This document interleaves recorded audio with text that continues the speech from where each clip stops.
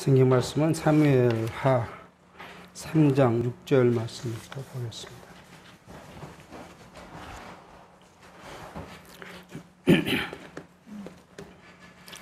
사울의 집과 다윗의 집 사이에 전쟁이 있는 동안에 아브넬이 사울의 집에서 점점 권세를 잡으니라. 사울에게 첩이 있었으니 이름은 리스바요 아헤야의 딸이더라. 이스보셋이 아브넬에게 이르되 내가 어찌하여 내 아버지의 첩을 통관하였느냐. 아브넬이 이스보셋의 말을 매우 분이 여겨 가로되 내가 유다의 대강이뇨. 내가 오늘날 당신의 아버지 사울의 집과 그 형제와 그 친구에게 은혜를 베풀어서 당신을 다윗의 손에 내어주지 아니하였거늘 당신은 오늘날 이 여인에게 관한 허물을 내게 돌리는도다. 우리는 지금 이제 다윗 왕국이 건설된 후에 다윗의 나라가 강성해지고 사울의 나라가 약해져 가는 그 과정을 살펴갑니다. 하나님께서 열조와의 언약 또 다윗과의 언약을 통해서 다윗의 나라는 강성해질 수밖에 없는 환경인 것을 우리는 잘 알고 있습니다.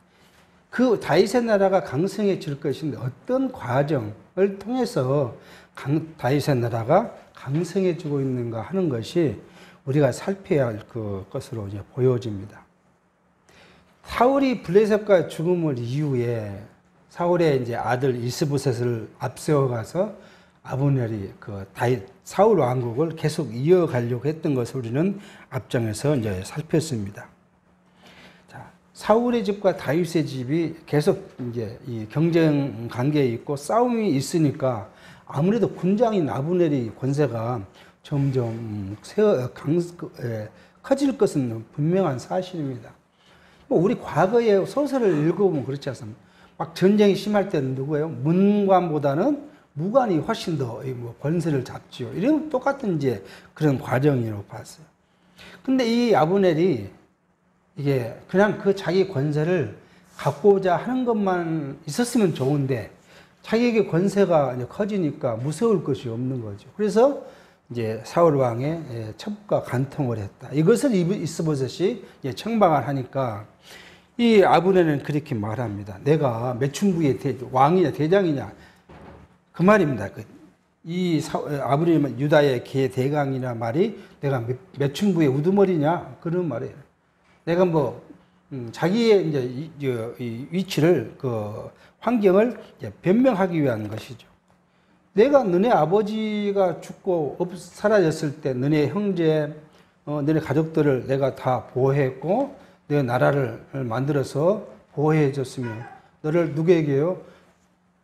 다윗에게 넘기지도 않았는데 그런 공이 있는 나를 너가 이렇게 책망할 수 있느냐 그 말이잖아요. 지금. 이게 지금 아브넬이 지금 하고 있는 위치에 있는 걸 볼 수가 있습니다. 사실 성경에 이 첩이란 것이 참 문제가 있어요. 다윗도 이 헤브론에서 여러 아내를 거느렸지만 다윗 왕국 예루살렘으로 돌아왔어도 수많은 첩을 거느렸어요. 그래서 자식이 많아요. 하여튼 뭐 우리 과거에 역사적으로 왕들이 그런 일이 너무 많았죠. 그러면 이걸 이 성경이 합당하다고 생각하는 거냐 하는 의문점을 알 수도 있어요. 성경은 분명히 우리에게 이거에 대해서 이야기를 합니다. 우리 뭘 줬어요? 일부 일처제를 줬어요. 성경은. 신명기 17장 17절에 이런 말을 해요. 아내를 많이 두어서 그 마음이 미혹되게 말 것이며 은금을 자기를 위하여 많이 쌓지 말지니라 그렇게 말해요. 그러니까 우리 성경은 일부 일처제를 이야기를 합니다. 그럼에도 불구하고 하여튼 인간의 본성인 것 같아요. 그게 권력이 있고 뭐 돈이 있고 배경이 좋아지면은 이러한 일을 했던 것을 볼 수가 있어요. 물론 어떤 성경학자 그런 말을 하면 이때 당시에 이게 허용됐던 것이 만약에 지금 다윗이 그 여러 아내를 거른 것이 잘못되었기 때문에 하나님이 징계하지 않은 이유가 뭐냐 하는 것을 이제 나름대로 주석학자들이 이렇게 이야기를 해요. 당시에는 뭐예요? 하나님의 나라가 세워져 가려면 뭐가 있어야 돼요? 사람이 많아야 돼요. 그러니까 하나님의 그 자손 번창이라는 것은 창세기부터 민수기 30장까지 이루어진 사건이 그때 종결된 것이 아니라 어디까지요? 그 사건은 예수 그리스도께서 오실 때까지, 재림 때까지 가요. 계속 하나님의 나라 백성 이스라엘은 번창하고 자손이 남아야 돼요. 오늘날에는요, 하나님의 참된 백성이, 신령한 그 백성이 계속 번성해 가야 돼요. 그리스도의 재림 때까지. 그래서 하나님께서는 이 나라, 그 다윗의 것을 멸하지 않으셨다. 그렇게 이제 해석하는 주석가들도 있기는 합니다. 어쨌든 이 모습은 다윗의 그런 모습이든 오늘 여기 아브넬의 모습이든 사울의 모습이든 이 모습에 대해서는 우리가 재해석할 필요가 있는 그런 부분인 것을 남겨두고요. 시간도 넘어가도록 하겠습니다. 그래서 이제 이 아브넬이 또 이야기합니다. 여호와께서 다윗에게 명하신 대로 9절요. 내가 이루게 아니하면 하나님이 아브넬에게 벌 위에 벌을 내리심이 마땅하니라. 그 명세는 곧 이 나라를 사울의 집에서 다윗에게 옮겨서 그 이유를 단에서 브에셀까지 이스라엘과 유다에 세우리라 하신 것이니라 하매 이스보셋이 아브넬을 두려워하여 감히 한 말도 대답지 못하니라. 참, 이 지금 아브넬이 자기를 지금 변명하는데 뭘 얘기해요? 하나님이 다윗에게 연약한 그 언약을 갖고 자기를 변명해요. 만약에 하나님의 그 언약대로 내가 너를 다윗에게 줘버렸으면 다윗은 어디에요? 저 위 단에서부터 제 남쪽 브에르세바까지 이스라엘 전체의 왕이 될 것이었다. 그런데 내가 지금 그렇지 않고 너를 지금 보호했는데 왜 너가 내게 책망하냐 그 말이죠. 그러니까 이스보셋이 두려워서 한 말도 못했다. 이렇게 지금 성경은 이야기합니다. 우리는 여기서 조금 생각해 볼 게 뭐냐면 하나님이 없는 상태, 그렇죠? 중심에 하나님이 없는 것, 이러면 누가 주관자가 되냐면 자기가 주관자가 된다는 볼 수 있어요. 근데 아브넬뿐만 아니라 다윗도 마찬가지였어요. 다윗이 하나님의 그렇게 훈련을 받은 다윗도 40년 제위 기간에 자기 멋대로 자기가 왕이라 해서 멋대로 한 일이 얼마나 많습니다. 근데 다윗만 그러고 구약의 시대만 사람들이 그랬냐? 그거 아니에요. 오늘날도 마찬가지예요. 하나님의 나라의 모형적인 교회에서도 우리가 그런 걸 많이 볼 수 있어요. 직분자가 세워지면 뭐라고요? 자기가 모든 걸 주관하고자 하고요. 자기 뜻대로 교회를 끌고 가고자 하는 일들이 너무 많습니다. 그래서 교회가 소란스러워져요. 특히 그러니까 교회가 편안하다가도 두 가지 일을 끝나고 나면 소란스러워지는 걸 많이 볼 수 있어요. 하나는 교회를 새로 옮긴다거나 세운다거나 지었다거나 그런 일이 벌어진 다음에 그 다음에 꼭 다툼이 생기고 공간을 따지고 그런 일이 벌어져요. 또 한 가지는 직분자를 세우고 나면 꼭 그래요. 이 직분자가 세워지고 나면 뭘 하고 싶어요? 자기가 뭔가를 하고 싶어 하는 욕망이 생기는 것 같아요. 그럼 뭐가 생기냐 그러면 모든 사람이 한쪽 방향으로 간 것이 아니라 이쪽 방향으로 가고자 하는 사람, 반대 방향에 가고자 하는 사람이 구분이 둘로 나누어져요. 나누어지면 이제 그때부터 시끄럽기 시작해요. 보통 장로를 피택해 놓고 이게 장립해 놓고 보면 당회가 그렇게 나누어져요. 쉽게 말해서 개혁파, 보수, 지금 안주하고 싶은 사람, 안주하고 싶은 목사와 함께 이제 안주하고 싶은 것이고 좀 바꾸고 싶어하는 파. 그렇게 소란스러워져요. 하나님이 없고 중심에 하나님이 없어져 버리면 자기가 판단자가 됩니다. 그래서 성경은 우리에게 자기가 판단하는 선악을 판단하는 것이 죄라고 이야기를 하거든요. 하나님만이 판단자고 하나님이 주관하는 대로 따라갔건데 그것에 대해서 누가요? 사람이 판단하고 선악을 참과 거짓을 구분하고 옳고 그름을 구분하는 일을 성경은 굉장히 하나님께서는 그를 교만한 자라고 이야기를 하고 교만한 자에 대한 내침을 이야기를 하기도 합니다. 사실 그럴 때는 우리가 조심할 필요가 있어요. 신앙생활 하는 것이 별것 같지 우리가 크게 별거 같지 않죠. 근데 작은 교회에서야 크게 그런 문제가 없지만 큰 교회에 가서 그런 직분을 맡을수록 그런 일들이 벌어질 수가 있어요. 저희 이제 친구들이 여수에 여수에 있는 가장 큰 교회라고 볼 수 있는 교회에 직분자들을 딱 샜는데 직분자가 딱 세워놓으니까 거기에 세 부류가 딱 나타납니다. 장로들이 오랫동안 목사님을 모시고 있던 노인들파. 그 다음에 중간쯤 되는 사람들의 중도파. 그리고 젊은 세력들의 개혁파. 이 세 파가 나눠져요. 뭐 젊은 세력이라고 꼭 나이가 젊은 것만 아니에요. 이제 갓 장로에 된 사람들이죠. 그래서 이 개혁파, 이 보수파가 달마다 다툼이 생겨요. 그러니까 성도들이 괴롭기 시작합니다. 성도들은 어디를 줄을 서야 되죠? 나중에 이제 그 심해지니까 이제 뭐죠? 예배도 따로 드리기 시작해요. 뭐 성도는 어느 시간에 가서 예배를 드려야 될지. 결국은 자기가 주관자가 돼서 생긴 문제가 누구에게요? 성도에게 피해를 주는 거예요. 볼 수가 있어요. 그래서 그 교회가 결국 나중에 나눠져서 떨어져 나와가지고 지금은 뭐 교회를 세워 잘 하고 있는데 그런 문제가 커요. 그러니까 우리는 항상 우리가 하나님의 나라의 일, 직분을 맡았을 때에 스스로의 생각이 뭐냐면 내가 주관자가 되지 않으려고 하는 그런 기도가 항상 우리에게 따라야 되지 않는가 하는 생각을 해보게 합니다. 아마 본으로 돌아가면 이 아브넬은 자기를 책망하는 이스보셋으로부터 떠나고 싶은 생각이 있었을 것 같아요. 당시의 상황은 뭐예요? 이제 대세가 다윗의 나라로 이제 옮겨가는 시대였기 때문에 지금 망하는 곳에 자기가 집착이 앉아 있는 것보다 새로 일어나는 곳에 가서 자기의 위치를 확보하는 것이 훨씬 정치적으로 잘한 일이 되겠죠.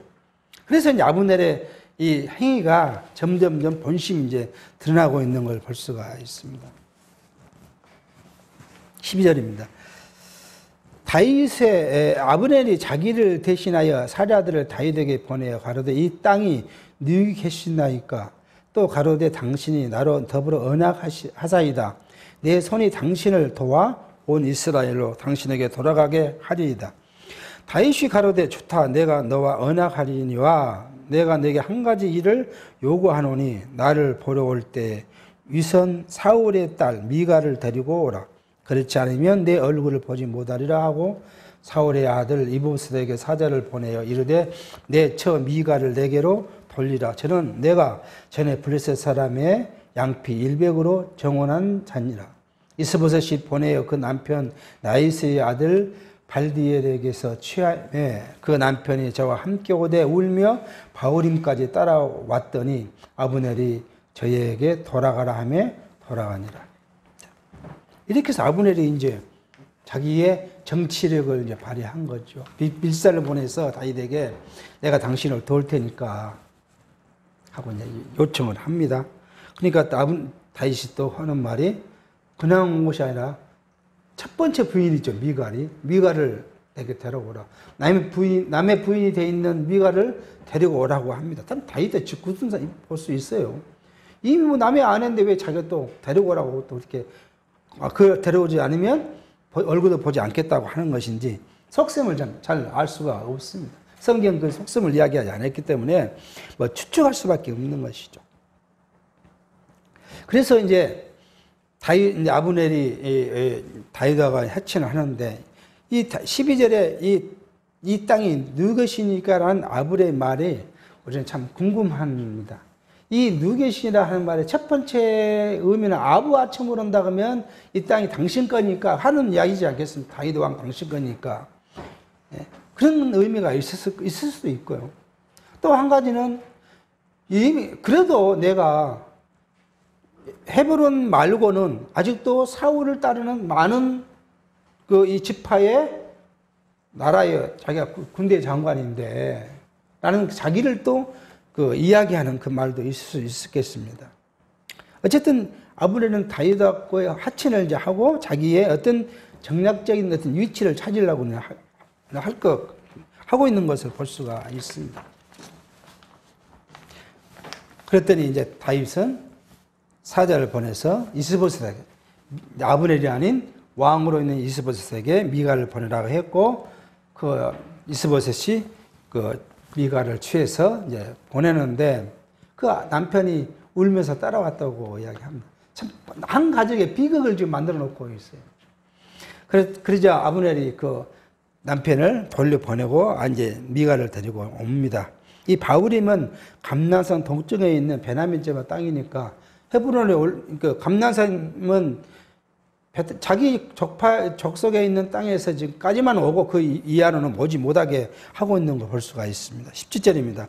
아브넬이 이스라엘 장로들에게 말하여 가로되 너희가 여러 번 다윗으로 너희의 임금 삼기를 구하였으니 이제 그대로 하라. 여호와께서 이미 다윗에게 대하여 말씀하시기를 내가 내 종 다윗의 손으로 내 백성 이스라엘을 구원하여 블레셋 사람의 손과 모든 대적의 손에서 벗어나게 하리라 하였습니다 하고, 아브넬이 또 베냐민 사람의 귀에 말하고 이스라엘과 베냐민 온 집이 선히 여기는 모든 것을 다윗의 귀에 구하려고 헤브론에 가니라.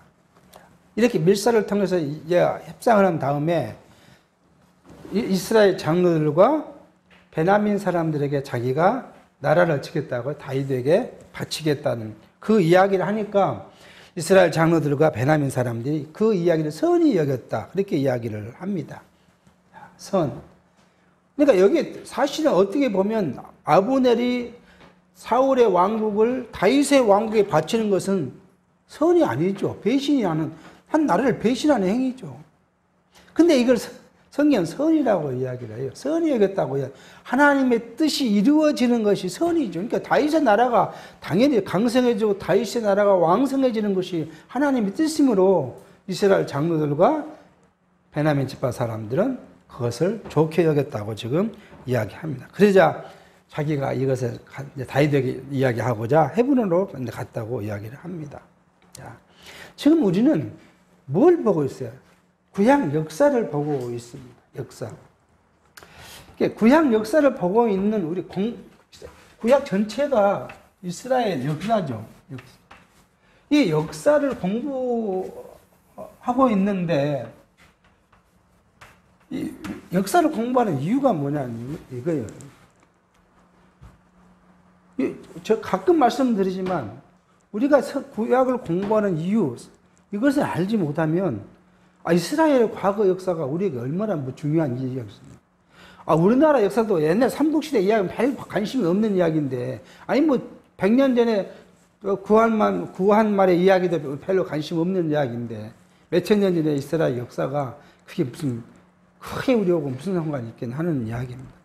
근데 성경은 이 구약의 역사가 어떤 걸, 우리에게, 이스라엘 백성에게도 그렇지만 오늘 우리에게는 이거잖아요. 아담에게 약속하신 나라, 언약이죠. 우리가 그건 나라라고 이야기하지만 이 언약이 성취될 것이다. 그런데 그리스도로 성취될 것이라는 거잖아요. 어떻게 그걸 확정할 수 있느냐? 어떻게 성취됐다고 말할 수 있느냐 하는 그 이야기예요. 그러니까 이것에 대한 모형적인 것으로 아브라함에게 나라를 약속하고 이 약속한 것들이 이루어져 가도록 지금 섭리하시는 거예요.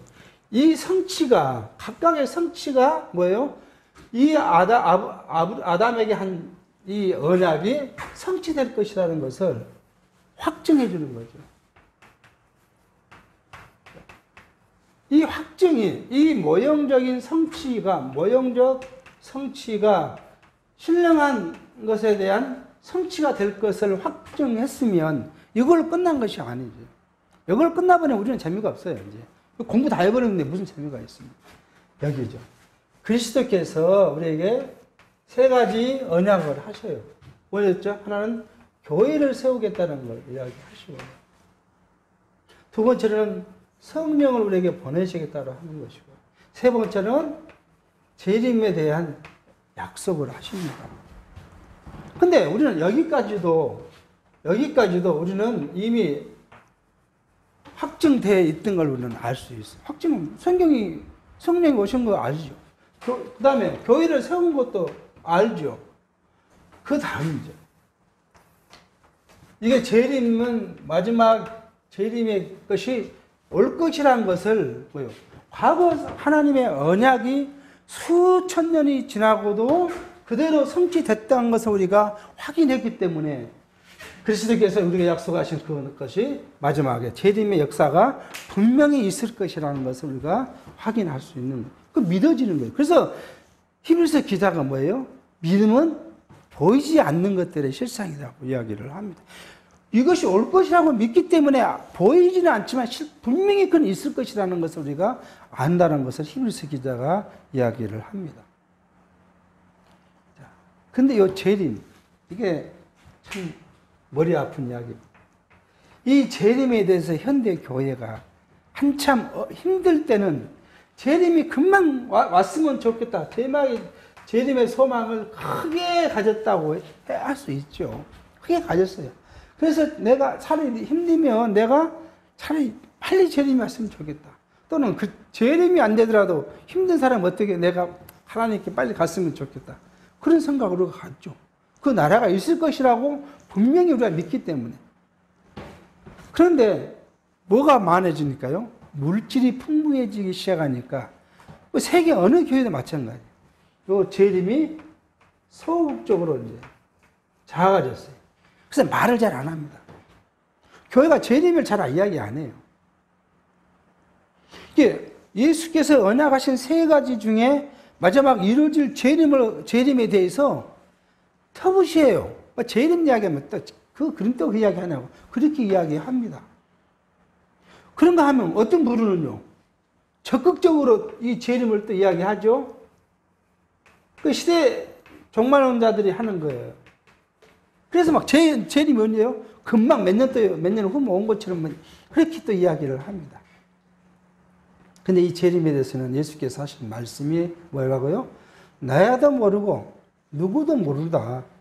누구만요? 성부 하나님만이 재림의 때를 안다. 그렇게 이야기를 해요. 근데 그 재림 때는 어떻게 할 것이냐 하는 것을 이야기하는데 이때 이야기하잖아요. 사도행전 시작은 이때 뭐라고요? 승천하실 그 모습을 본 그대로 사람들을 보는 가운데서 재림하시겠다. 이야기해요. 그 이야기는 뭐냐 하면 또 우리가 소설같이 다시 이야기하면 뭐냐 하면 예수께서 33세에 승천하셨으면 성인의 몸으로 다시 오신다는 거예요. 이제 어린아이로 오지 않는다는 거예요. 초림은 어린아이로 왔지만 재림은 어린아이로 오지 않는다는 거예요. 그런데 지금 온통 세계 나라 중에서 자기가 재림 예수라고 이야기하는 사람들을 보면 뭐라고 어떻게 왔어요? 다 어린아이로 왔고 아무도 안 본 데서 왔어요. 물론 뭐 병원에서 이제 출산했으면 간호사는 받겠죠. 의사는 받겠죠. 그 정도만 보지 모든 전 인류가 보는 데서 오지를 않았어요. 그러니까 그것이 거짓말이 난 그 사람 논리가 어쩌고 교리가 어쩌고 이런 말을 하기 전에 오심의 그 자체가 성경대로 오지 않았으므로 이건 거짓이라는 것을 확실히 느끼게 합니다. 자, 재림. 그래서 이것을 뭐냐 하면 구약을 역사를 공부한 이유는 여기에 끝나지 않고 우리는 뭐예요? 이것을 바라보고 소망하고 확신을 갖게 하는 거예요. 중간중간 이루어지는 일뿐만 아니라 마지막 약속인 재림까지 우리는 확실하게 있고 하나님의 신령한 그 나라에 우리가 그 누구와 함께 그리스도와 함께 하나님을 섬기며 찬송하며 살 것이라는 것을 우리로 하여금 믿게 하기 위해서 구약의 역사가 우리에게 필요한 거예요. 이렇게 성경을 보지 않으면 어떻게 합니까? 이스라엘 백성들이 범죄하면 하나님이 때리시고 회개하면 돌이켜 회복시켜주는 것만 가르쳐요. 그러면 뭐예요? 육체의 삶만을 가르친 겁니다. 너 회개해. 죄였어 회개해. 그렇게 가르칠 것이 없는 것을 우리가 볼 수, 그렇게 우리가 배웠고요. 자, 이렇게 이제 미가를 데리고 다윗을 만나러 갑니다. 20절입니다.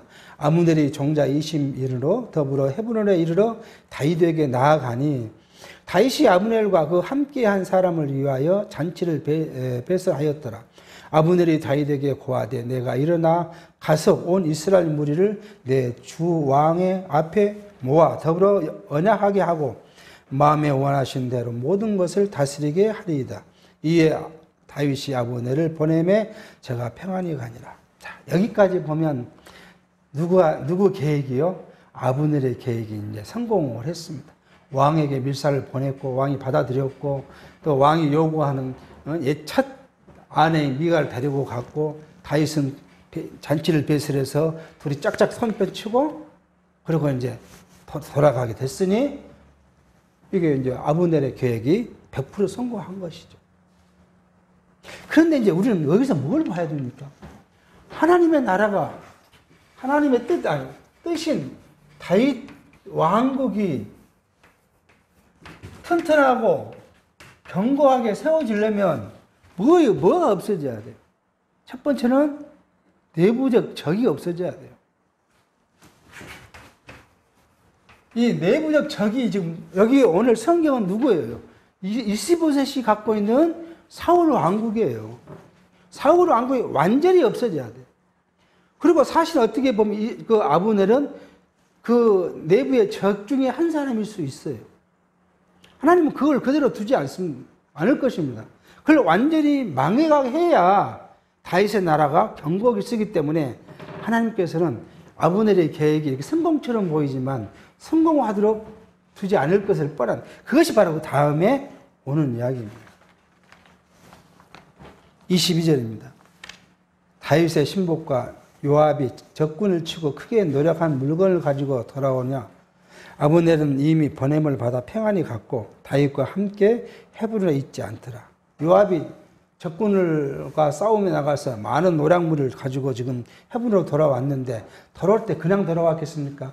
분명히 전령이 와서 누가요? 아브넬이 헤브론에 왔고 막 그런 이야기를 전했을 거 아닙니까?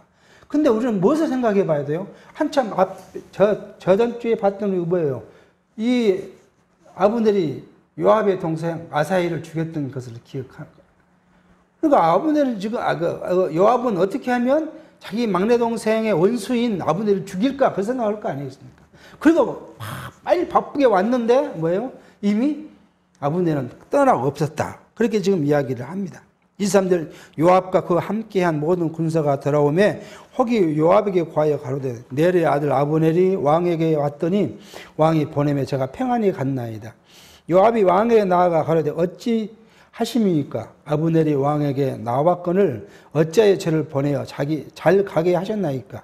왕도 아시려니와 넬의 아들 아브넬은 온 것은 왕을 속임이라 왕에 출입하는 것을 알고 모든 하시는 것을 알려 함이라 하고 이에 다윗에게 나와서 사라들을 보내 아브넬을 쫓아가게 하였더니 시라 우물가에서 저를 데리고 돌아왔으니 다윗은 알지 못하였더라. 왕에게 들어가서 그냥 성경은 이렇게 말하지만 불구르고 들어갔을 거 아닙니까? 아브넬을 돌려보냈다고 지금 그렇게 좀 이야기합니다. 어찌 이야기했냐고. 성경은 피해 복수라는 것이 있어요. 피해 복수. 이걸 이제 보수란 말도 쓰지만 피해 복수란 말을 씁니다. 어떤 자라고요? 고살한 자, 고의로 죽인 자는 결탄코 살려두지 마라. 그 이야기를 성경은 이야기를 합니다. 그러니까 어떻게 보면 이 다윗은 자기 조카를 죽인 그 아브넬을 죽여야 되는 위치에 있을 수도 있어요. 그런데 죽이지 않게 돌려보냈다. 그러니까 지금 요압은 화가 이만큼 나 있는 거예요. 그러면서 요압은 누구를 험담합니까? 아브넬을 험담해요. 아브넬이 온 것은 뭐 당신에게 좋게 하려는 것이 아니라 당신을 속이고 당신이 나라가 어쩐가 보려고 지금 염탐을 온 것이지 그냥 온 것이 아닙니다라고 이야기를 합니다. 그러니까 성경은 뭐라고요? 내 형제를 해하려고 거짓 증거하지 마라. 너 형제에 대해서 거짓 증거하지 마라고 이야기하죠. 십계명이 그렇게 합니다. 그러니까 지금 요압은 그런 거 저런 거 생각 없어요. 이 분노가 가득 차갖고 지금 이 아브넬을 험담하고 아브넬을 어떻게 하면 죽일까 하는 생각을 지금 갖고 있는 것으로 보여집니다. 그러니까 27절에 이 시라 우물가에 가서 아브넬을 데리고 왔습니다. 시라는 이제 헤브론에 가까운 거 한 2.4km 떨어진 서북 방향이라 합니다. 그러니까 가까이 있는 그걸 데리고 왔습니다. 아브넬이 헤브론으로 돌아오매 요압이 더불어 종영이 말하는 듯이 저를 데리고 성문으로 들어가서 거기서 배를 찔러 죽이니 이는 자기 동생 아사엘의 피를 인합니다. 그렇게 해서 이제 아브넬을 죽인. 하나님은 아브넬을 죽이는 과정을 만약에 요압이 아브넬이 아사엘을 죽인 과정은 어떻게 보면 정당방위에 속해요. 정당방위. 야, 너 나 쫓아오지 마라. 그렇게 몇 번 경고를 했죠. 너는 나 적수가 안 되니까 오지 마라. 그래도 이 아사엘이 끝까지 쫓아오니까 결국은 아브넬은 아사엘을 죽이게 됐습니다. 성경이 그 과정을 보면 이 아브넬의 이 살인은 고살자가 아니고 정당방위일 수도 있어요. 이게 이런 생각을 갖지 않게 합니다. 요압에게 하나님은. 오직 뭐예요? 복수. 이것만 갖게 해서 아브넬을 죽게 하는 과정을 볼 수가 있습니다. 하나님은 우리 생각과 전혀 다릅니다. 하나님의 뜻이 이루어지려면 어떠한 상황, 어떠한 것들을 만들어서라도 그 뜻이 이루어지게 해요. 우리를 망하게 하려면, 예를 들어서 이제 우리를 망하게 하려면 정말 누가 알지 못한, 몇 10년 동안 보지도 못한 사람 친구를 보내가지고 뭔 이야기를 해서 홀랑 넘어가게 하죠. 그래서 망하게 해요. 또 우리를 어려움에서 구할 때는요, 아무도 내가 생각도 해보지도 않았던 친구를 보내서 나를 어려움에서 구출하는 것도 볼 수 있어요. 우리 삶이 그래요. 그러니까 하나님은 자기 뜻을 세워놓고 그 뜻을 이루어가는 것이 하나님이시지, 누구요? 인간의 요구가 어쩌고, 인간의 기도가 어쩌고, 인간의 선이 어쩌고, 이것과 아무 관계없는 것을 볼 수 있어요. 이게 요압을 통해서 아브넬을 제거하는데 요압에게는 뭐만 넣어줘요? 선이 없어요. 무조건 복수만 생각을 해서 동생의 복수를 하겠다고 그걸 잡아 죽이고, 조용히 갔다는 이야기는 이게 아브넬이 전혀 반항을 하지 않은 거잖아요. 이렇게 해가지고 좀 끝나면, 야, 아브넬아, 내가 앞으로 너하고 잘하자 하면서 이렇게 끌고 들어갔던 거 아니에요. 그러니까 아무 경계하지 않고 들어갔는데 그냥 거기서 배를 찔러 죽였다. 그렇게 성경은 이야기합니다. 이것이 하나님의 이 섭리예요. 하나님은 뜻을 이루어 가시는 섭리. 그러니까 하나님의 섭리는 인간 입장에서 선이고 악이고 없어요. 어떻게 저것이 저렇게 할 수 있을까? 하나님이라면 어떻게 저렇게 악을 행할 수 있을까? 인간이 그렇게 판단하지만 그건 아무 관계가 없다는 거예요. 하나님이 뜻을 세우고 그 뜻을 이루시는 것이 선이지, 인간의 여건과 환경은 하나님에게는 관심사가 아닙니다. 우리는 항상 이 역사를 봤을 때 뭐예요? 하나님의 뜻이 세워졌는 뜻인가, 그 뜻이 이루어지는 것인가를 우리가 보는 것이지, 그 인간이 어떻게 하니까 이런 인간의 것은 아무 가치 없다. 인간의 이야기를 시작하면 그때 뭐예요? 인본주의에 빠져요. 사람에게로 빠져서 사람이 무엇을 해야 될 것인가, 사람이 어떻게 살면 하나님의 은혜를 받을 것인가, 사람이 어떻게 살면 하나님의 복을 받을 것인가. 하나님의 복이 뭐예요? 다 육체가 말하는 육체의 것들을 지금 이야기하는 것이죠. 하나님의 나라가, 다윗의 왕국이 튼튼해지는 것, 이것이 하나님의 뜻이라는 것을 이제 우리가 볼 수 있고요. 그래서 28절입니다. 그 후에 다윗이 듣고 이르되 내래 아들 아브넬의 피에 대하여 나와 내 나라는 여호와 앞에 영원히 무죄하니 그 죄가 요압의 머리와 그 아비의 온 집으로 돌아갈지어다. 또 요압의 집에서 백탁병자나 문둥병자나 지팡이를 의지하는 자나 칼에 죽은 자나 양식이 핍절한 자가 끊어지지 아니할지로다 하니라. 요압과 그 동생 아비새가 아브넬을 죽인 것은 저가 기브온 전쟁에서 자기 동생 아사엘을 죽인 까닭이었더라. 그런데 우리는 여기서 또 한 가지 궁금한 것은, 왕이 저주를 했어요. 요압을 저주했습니다. 어떻게 저주했습니까? 심한 저주를 했습니다. 백탁병 유출병을 이야기를 한 겁니다. 지팡이를 의지하는 자, 소마비 환자를 이야기를 한 거예요. 문둥병자, 이게 이 구약 이스라엘은 문둥병이면 뭐예요? 불치병을 하나님의 저주의 병이라고 이야기를 하죠, 구약에서는. 그리고 뭐예요? 양식이 핍절한 자, 굶어 죽을 자가 많을 것이다. 이것이 요압의 집에는 끊어지지 않을 것이라, 이렇게 할지니라라고 이게 다윗이 저주를 했습니다. 그러면 우리는 이제 이대로 요압의 집이 망하는 것을 봐야 되지 않습니까? 그래야 다윗의 저주가 효과가 있는 걸 우리가 확인해야 되는 거예요. 우리는 왜 그러냐면, 왜 이 말씀을 드리냐면, 우리는 그걸 상당히 많이 들어요. 누군가가, 특히 기도 많이 한 사람이 나를 저주면 저주가 내게 임할 줄 알고 두려워하는 것이 많이 있어요. 일반 교회 가면요, 굉장히 그건 심해요. 목사 말만 안 들어도 뭐예요? 하나님이 나를 저주해가지고 내가 뭐 큰일 날 것처럼 두려운 마음을 갖고 있는 사람들이 많이 있습니다. 하나님께서 세우신 왕이 저주를 했으면 그 저주대로 이루어져야 되잖아요.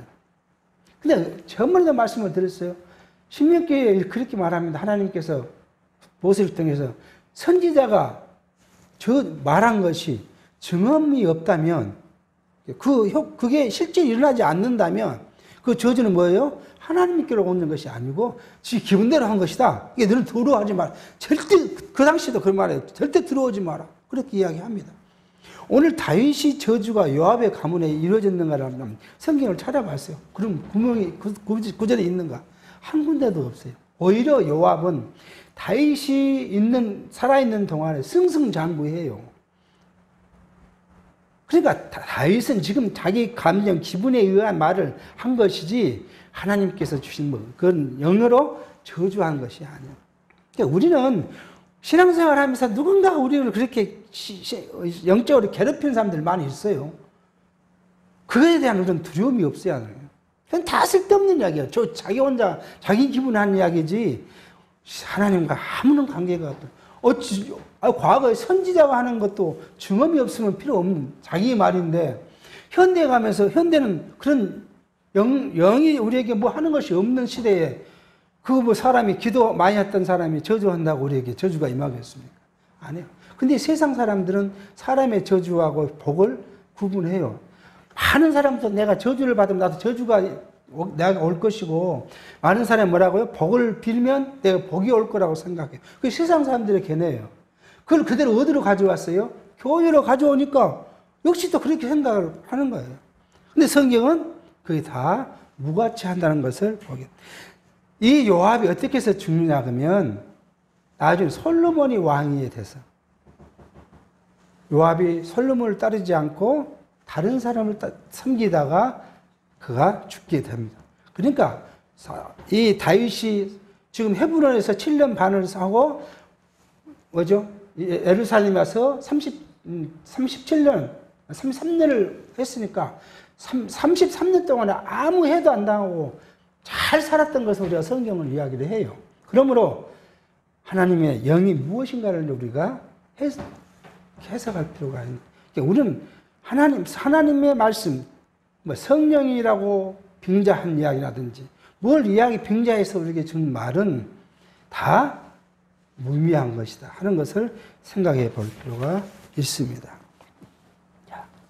그리고 이제 다윗이 아브넬의 죽음을 슬퍼하고 노래를 지어서 부르게 하고 초상을 칩니다.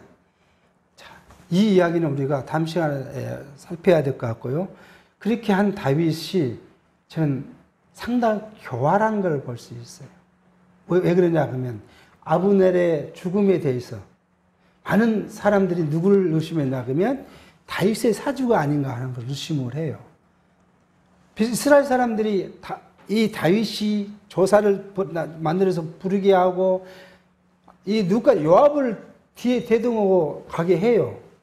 그렇게 하니까 이스라엘 사람들이 어떻게 하냐면 아브넬의 죽음은 다윗과 무관하는구나. 그래서 다윗을 믿기 시작합니다. 그 이야기를 다음 시간에 하도록 하겠습니다. 기도하겠습니다. 하나님 아버지, 하나님께서 약속하신 다윗 왕국이 헤브론에서 이스라엘 유다 지파의 장로들로 인하여 왕이 되게 하시고, 왕이 된 후에는 나라가 왕성해지며 이스라엘 모든 지파들이 다윗에게 나왔던 것들을 볼 수가 있습니다. 역대기서에서 이러한 지파의 수와 장군들의 수를 기록한 걸 보면 하나님께서는 다윗의 노력이 필요했던 것이 아니라 다윗이 왕이 된 후에 하나님께서 섭리하셔서 이스라엘 장로들이, 이스라엘 민족이 다윗에게로 돌아오도록 하셨던 것들을 우리가 살핍니다. 그러나 오늘 본문에서는 아브넬이 자기가 교만해져서 무엇을 할 줄 알고 이스라엘 나라와 베냐민 지파의 일들을 다윗에게 바치겠다고 호언장담하다가 요압에게 죽음을 당하는 모습을 우리가 살핍니다. 하나님, 우리의 살아가는 일생 동안에 오직 우리가 하나님만을 바라보게 해 주시고 하나님 말씀이 우리에게 기억나서 신령한 측면에서 육체의 것이 신령한 것을 두렵게 만들거나 신령한 것을 저해하는 일이 없도록 우리에게 지혜를 주시고 지식도 주셔서 하나님 말씀으로 육체의 것들을 배격할 수 있는 귀한 은혜를 허락해 주시옵소서. 예수의 이름으로 기도하옵나이다. 아멘.